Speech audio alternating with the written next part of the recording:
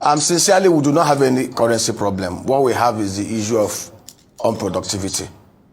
We are not a productive nation, and we have refused to deliberately do simple things that will make this economy a very productive economy. You know, it breaks my heart every time we sit down to keep on discussing, oh, Naira is losing value. I read somewhere somebody was lamenting, oh, Naira is today trading at 1705 to $1. And I asked him this simple question. Are you expecting the Naira to gain over the convertible currencies when we practically produce nothing and practically imports everything that we can easily produce here? I'll give you an example. Nigeria has no business importing over $11 billion worth of agro commodities, things we can easily produce here. Nigeria has no business importing $18 billion worth of white petroleum products and minerals that we can easily refine here. Most of the things we waste our scarce dollar resources on are things we can competitively produce here and export out of here. And for record purpose and for knowledge sake, the value of any local currency to the convertible currency is an interplay of demand and supply. First of demand and supply. When you're producing and exporting enough goods and services to earn dollar, when your supply side of the dollar is far more than the demand side, your local currency will gain massively. Countries like China practically devalue their currencies, game the system every time because they want to make their export more competitive because they are an export-oriented economy. If you go down history, between 1960 to 1970, even during the Civil War, the Naira was consistently stable against the US dollar and the pound sterling. In fact, the pounds, Nigerian pounds then, was more stable. In fact, at a time, it was stable at 65 pence to $1. Even in 1968, it even gained 57 pence to $1 Because at that time, we had a productive economy. We had the Granite Pyramid of the North, the cotton, the textile. We had the cocoa of the West. In the East, we had the coal, the limestone and the clinkers, and the palm oil. As at 1965, Nigeria controlled 45% of the global palm oil market. Today, that market is $72 billion size.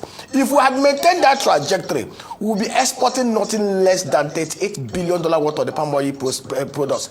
And the truth is, we pay much emphasis at the federal side without looking at the states and the others and the local government who are the subnationals. I sit down here and I look at the Nigeria economy and I can if I have the time, I will dissect before you in 15 minutes things we can do sector by sector that within the next 1 year, the Naira will appreciate over $300 to $500 Naira to $1. Naira will be trading at $1,000 to $1. But the truth is, we as a country have collectively, both in the private and the public sector, refused to do the simple things. Nigeria is not an isolated country. We cannot reinvent the wheel. We need to sit down and ask ourselves, what are the things that worked for us in the 60s that are not working today? I'll give you an example. Open my mic? Domestically, the simple things, we are not doing it. We consume 7.5 million tons of rice at a mega rice per capita consumption of 32 kg, which is lower than what we have in Ghana, 124 kg. And at this rate, we produce only about 5.3 million tons. We can easily produce 8.1 million tons of rice within the next 1 year. And what do? Set up 4,000 clusters of rice upstream. 4,000 clusters of 300 hectares each, 1.2 million hectares. Cultivated, use the Geri species or even the C54 farrow. Set up cottage factories. 10 tons per cluster. 10 tons per cluster will take 125 million naira. 2.4 trillion naira investment, scientifically done, integrated manner between the states and local government areas will give us 8.1 trillion naira. Why we sell rice at no more than 50,000 naira per 50 kg bag? There is no skyrocket science about this. Right. Only that we have refused to do the simple things, and every time we keep on lamenting about Naira will always continue to depreciate until we do the right things.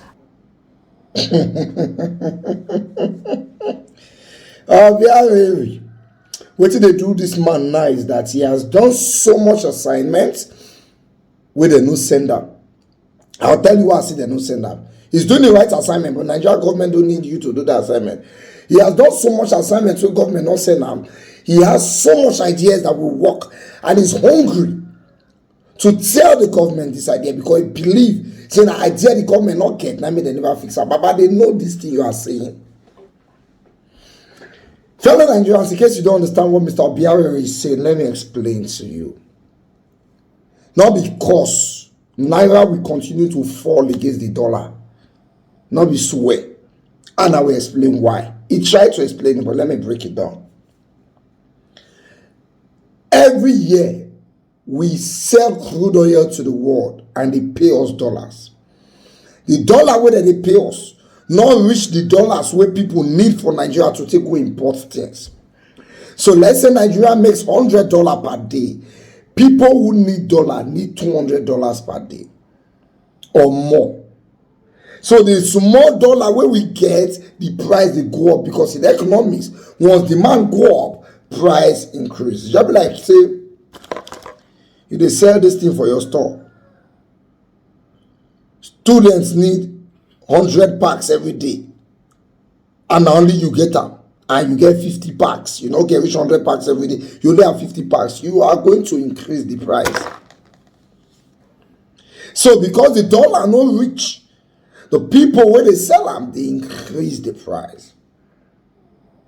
Now you ask yourself, why are Nigerians looking for dollars? They want to use it to import things, because we import everything.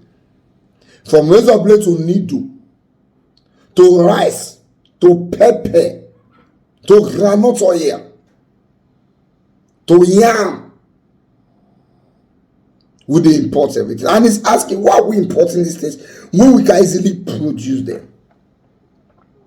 Why are we importing rice when we can farm rice in 1 year? We will farm more than what we can eat.